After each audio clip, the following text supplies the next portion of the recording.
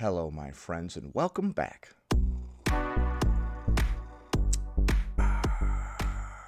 Today, we're going to be taking a look at a post on Instagram from Virgie Tovar where she's talking about how she freaked out at her doctor for telling her she should lose weight. Apparently, the doctor's recommendation to lose weight made her so upset that she sent an angry, seething text message to the doctor's office after she left, accusing them of trying to sell her Ozempic. We're also going to be taking a look at several bonus posts from Virgie, so be sure to stick around until the end. Before we proceed, please click the like button so that I may apply comb to mustache.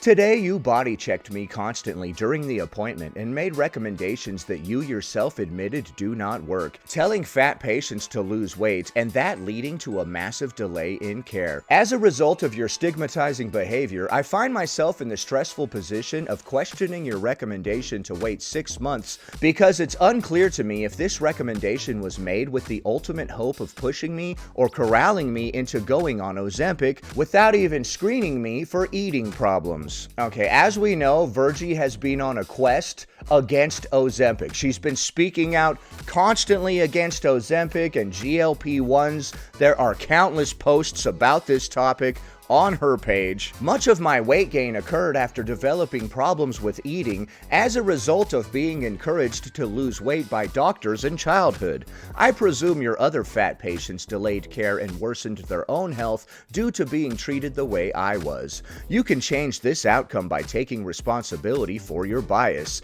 The halls of KP are populated by hundreds of thin people. KP is Kaiser Permanente. Thin people get sick all the time, but are given a dignity I was not given today. Shame on you. Okay, so Virgie Tovar is angry that her doctor recommended weight loss and also Ozempic.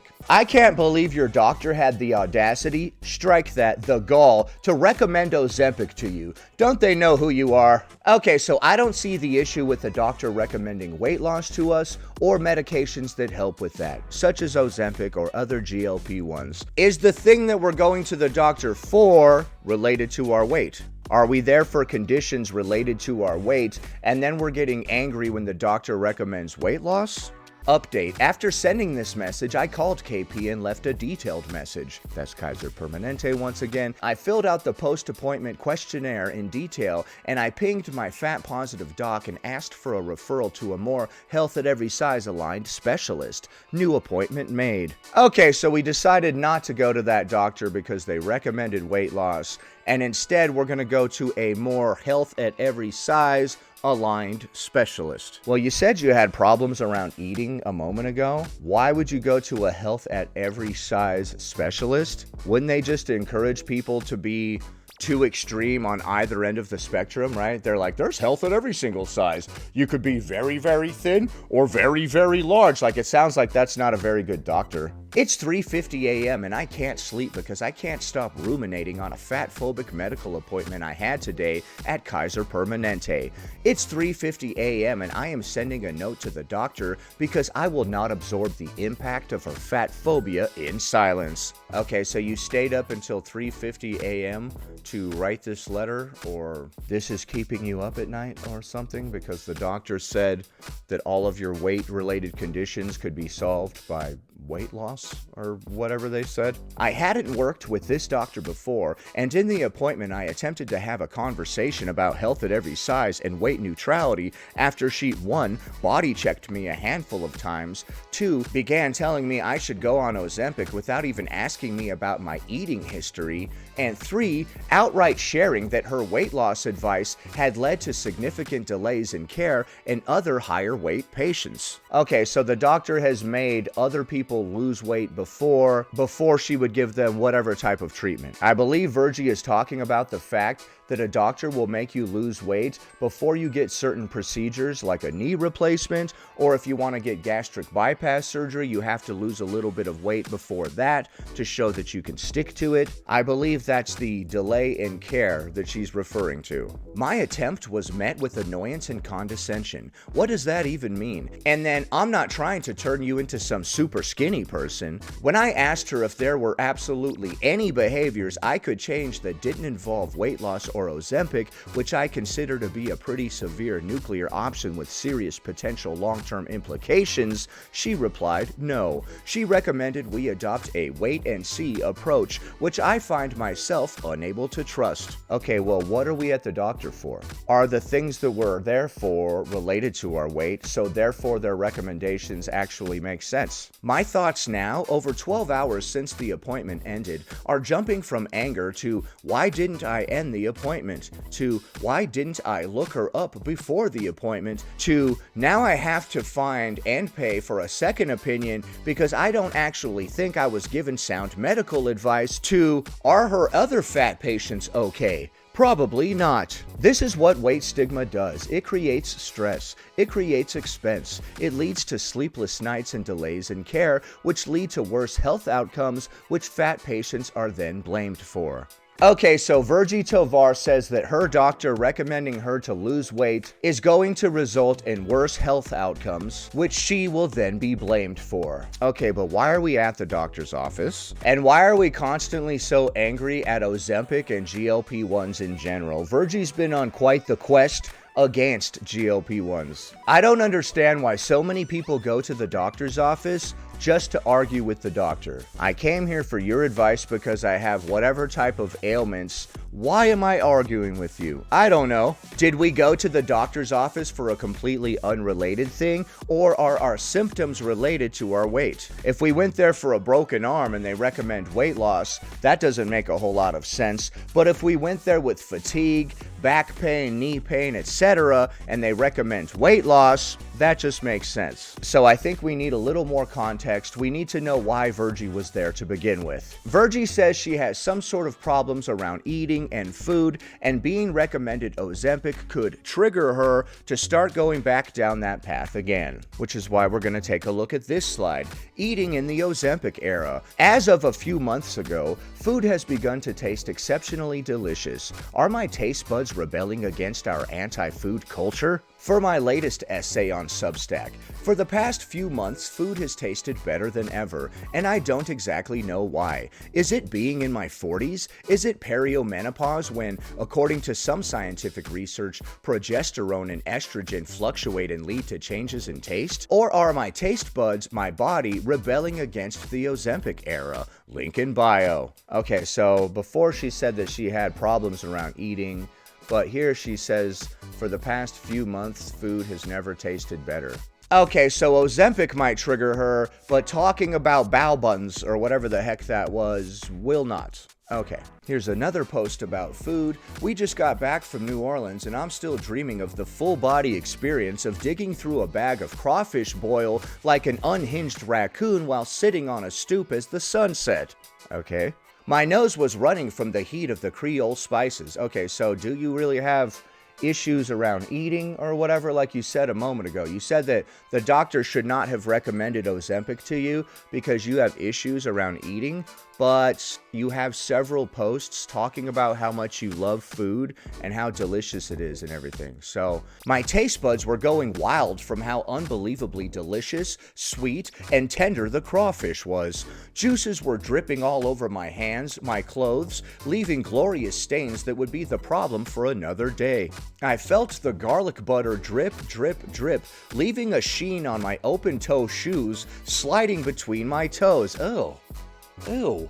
Butter ended up on your toes? What the heck?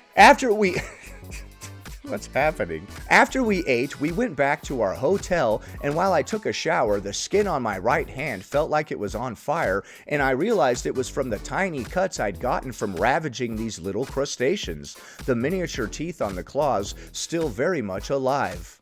What? Their final revenge. I smiled, grateful for the karma. What is this? I sent up a little prayer of gratitude to the cooks and the crawfish who gave their lives for this unforgettable meal I will remember for the rest of my days. Okay. I don't know if I've ever seen somebody talk about food with such vigor and enthusiasm before. So it's interesting that she said her doctor recommending Ozempic would trigger her. Next. In the Ozempic era, there's a new cost no one is talking about. Coping creep. The slow, almost invisible increase in how much time, money, and energy you spend just trying to feel okay in your body. Because you're being flooded with weight loss messaging and fat shame all day, every day. I am. It looks like more money on distractions, games, apps, and shopping just to self-soothe.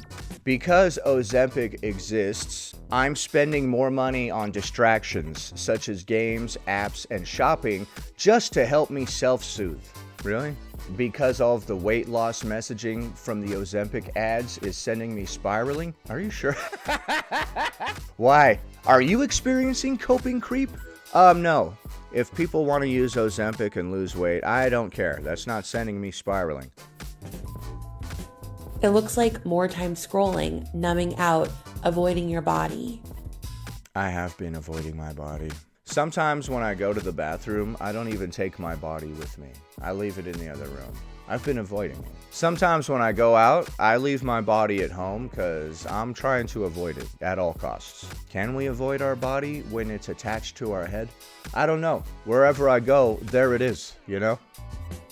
It looks like needing more recovery time after you've spent time in public, or taking more energy for you to exist in public. Needing more recovery time after you've spent time in public. What does that mean? When you go out in public, you need to recover after that, Virgie? You need to go, like, sit on the couch and decompress for a while? Dude, I was just out in public. I need some recovery time now. Oh, what a world. I saw some Ozempic ads out there. It made me feel all types of emotions or whatever. So I need to decompress for a bit. Hold on. Why would you want to lose weight? Why would anybody want to lose weight? Why would they sell a pill to help people lose weight? This is not why.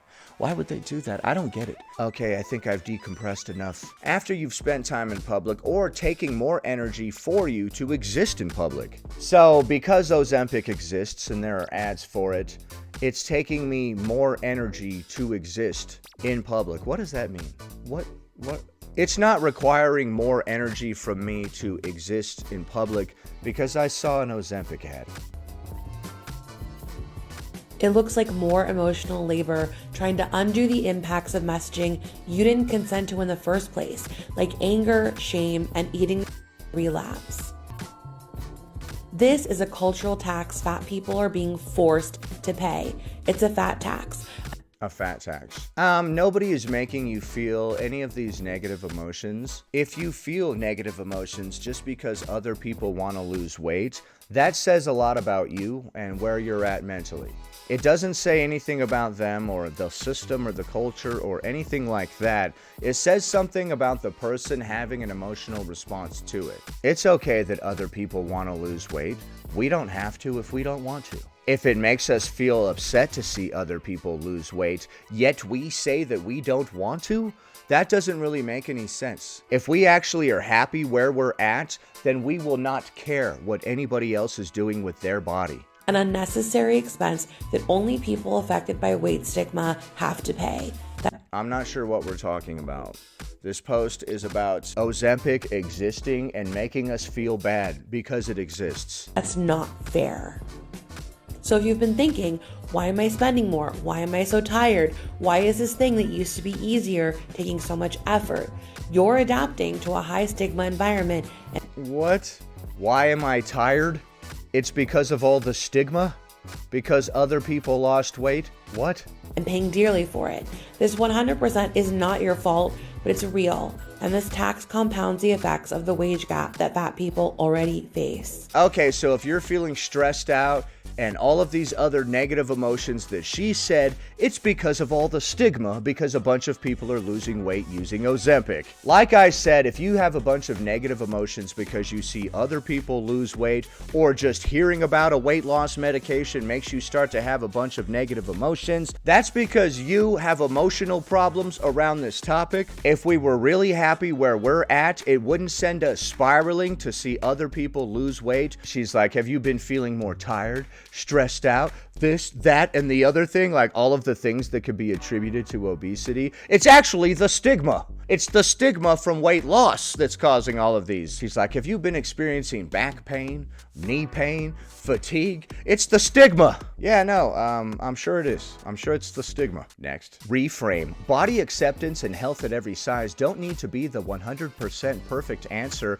100% of the time. They just have to be better than fat phobia and weight loss, which have a proven track record of failure and harm. I don't think that weight loss has a proven track record of failure and harm. Many doctors actually recommend weight loss, so I don't think they're doing that because it has a proven track record of failure and harm. Once again, we think we know better than a doctor. Part of being marginalized is feeling the pressure to be perfect. Dominant culture demands that we perform a flawlessness that it does not expect of itself. What? So let's recalibrate. Weight stigma unequivocally harms. Weight loss has a failure and harm profile that is singular, as in, there is no other commonly prescribed practice that consistently fails and harms more than weight loss. What? There are plenty of practices that fail and harm more than weight loss. Therefore, we don't need solutions that are 100% perfect 100% of the time. By the way, there is no solution like that. We just need approaches and solutions that are better than fat phobia and weight loss. And the bar is very low, truly. So the real question is, why are we defending the worse option? We're not. There's a reason why doctors recommend this, and it's not because it has a proven track record of failure and harm. Does weight stigma cause more harm than obesity? Your doctor doesn't seem to think so. Your doctor seems to think the obesity is worth treating. So maybe we shouldn't go to their office just to argue with them. You know what I mean? Here's more stuff about GLP-1s. Like I said, Virgie Tovar has been fairly obsessed with them recently. GLP-1 Burnout Support Group, 3 virtual sessions. If you're feeling burnout, pressure, or emotional whiplash from navigating GLP-1s in a diet culture world, this space is for you. Facilitated by weight stigma expert Virgie Tovar, MA. Okay, so she's been trying to monetize being against GLP-1s also by selling these support groups. Before, she was selling some sort of chat app that would soothe you when you see an Ozempic ad. You would be like, hey, I just saw an Ozempic ad. What should I do? And then the chat app that's like ChatGPT or something would be like, don't worry, calm down. It's gonna be okay. Sometimes we have to see Ozempic ads. Just keep pushing forward, warrior, or whatever. So she's really trying to monetize speaking out against GLP-1s. You want me to pay you to complain about GLP-1s. This is a GLP-1 burnout support group. So we're all gonna go there and be like, I'm so sick of seeing GLP-1 ads. Me too. Me too. I also am sick of seeing Ozempic ads. This is nonsense. I agree. I also agree.